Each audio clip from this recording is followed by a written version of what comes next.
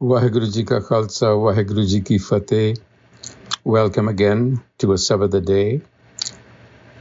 We transition today within Rag Asa from the Bani of Namdev Ji to another Bhagat whose writings, compositions are included in the Guru Granth Sahib Ji. And the Bhagat that we are going to consider is Ravidas, or Raidas as he's also called, a cobbler by trade. And this is the first in that sequence. Asa Bani Sri Ravidas Jyoki. The opening verse, Mrig Meen Bhring Patang Kunchar ek dokh binas पंच दोख असाद जा मैं ताकी के तक आसो मृग mean भृंग पतंग कुंचर एक दोख बिनास. He is now listing out animals and saying that they are ruled by one dominant instinct or passion, which is really the source of their undoing. So the deer, the fish, the bumblebee,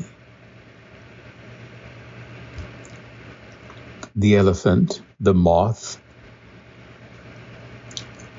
their dominant passion or instinct is also their undoing. A deer is trapped by sweet sounds, a fish, that is its hearing. A fish is usually caught by a bait. A bumblebee cannot resist fragrance, and a moth, the flame. The elephant is enticed by a sense of touch. So given that one dominant passion can undo an animal or be the cause of its death, Ravidas Ji says, पंच दोख असाड जा मह जिस दे अंदर. In that, and when he refers to ja meh, he's speaking about humans. He's comparing the complexity of the human apparatus in relation to that of the animal kingdom. So he's saying panch dokh, the five flaws or passions, if you will. Asad, meaning chronic, hard to break. Jame. So humans are not afflicted by just one passion, they're afflicted by five.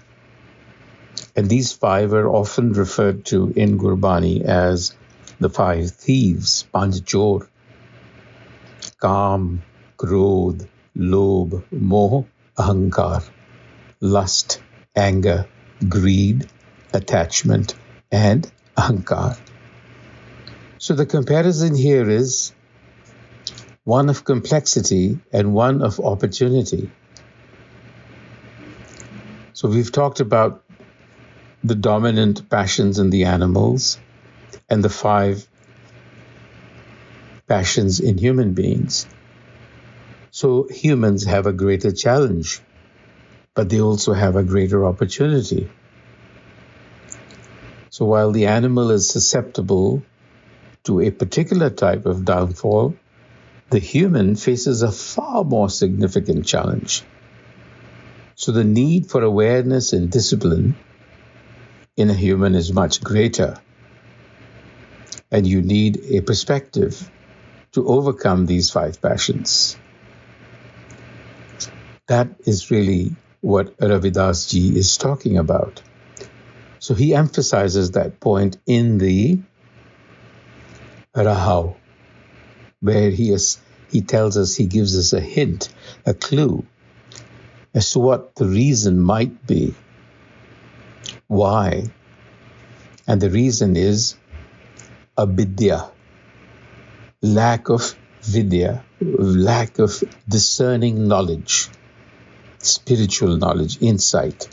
So he says Madho refers to, it's an epithet for Krishna, but it means the beloved one. Madho also means who is within us, within all of us, Madhame, in our midst. So he says Madho, avidya hitakeen, love of ignorance. We've embraced ignorance, or, to put it quite another way, we have been so constructed, you see, that we are enveloped by avidya, by spiritual ignorance. What do we really mean by spiritual ignorance? It means that we have forgotten that we are not the body, that the body is simply a vehicle for us to experience this universe.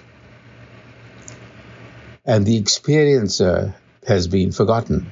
The ego envelopes the experiencer, the true experiences. Vivek Deepa Maleen. So the Rahav Pankti is Madho Avidya Hitakeen. Vivek Deepa Maleen.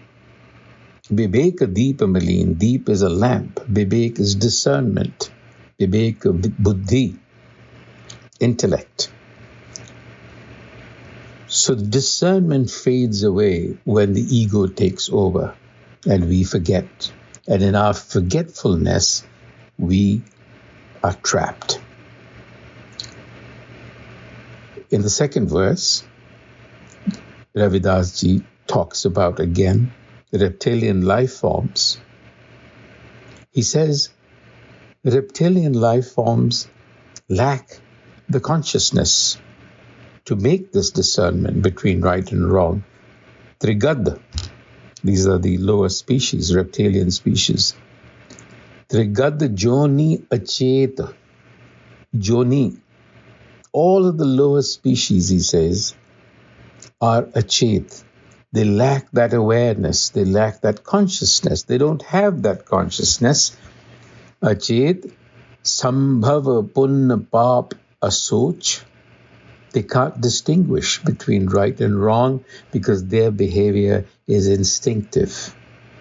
It is man alone who can rise above their instincts. Manukha avatar dulamb. Manukha, human, one who possesses a mind. Avatar is one who comes in human form. Dulabh, this very hard to get human form. Dulabh, tihi sangat poch. But despite the fact that we have the capacity to discern, we have the moral imperative, but we are corrupted by the ego because we keep that ego is intact.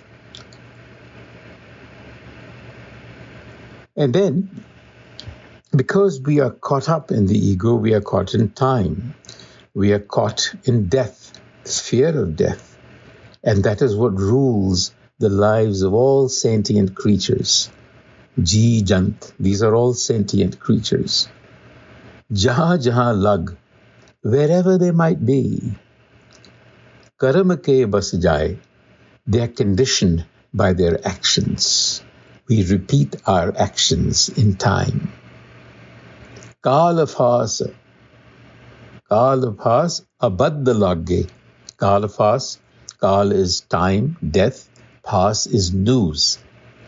Abad, one that you cannot break. The unbreakable noose around our necks is that of time and death. By that is meant fear of death. It's always over us. So, kal phas abad lage, kach na chale upay.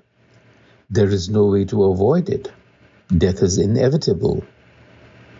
But our motives and actions contribute to our reality. And we have no choice but to face the outcome.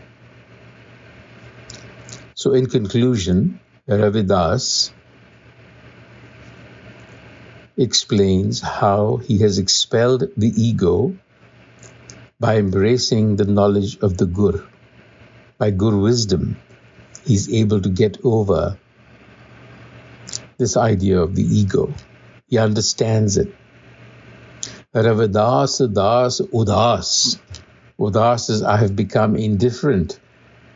I've expelled taj. I've expelled Brahm, the illusion of the ego. Tapana tappa guru gyan. My austerity, he says, I have not engaged in any physical austerity. The austerities that I have engaged in are tappa guru gyan, the heat of the Guru's knowledge, Gur wisdom. And Bhagat Jana Bhai Haran, Paramananda Karho Nidhan. So this is an appeal as well as a state of mind. Paramanand, Bhagat Jan Bhai Haran. Bhai is fear. So a devotee who gives himself up, who submits his ego, is freed of the fear of death and then abides in Paramanand.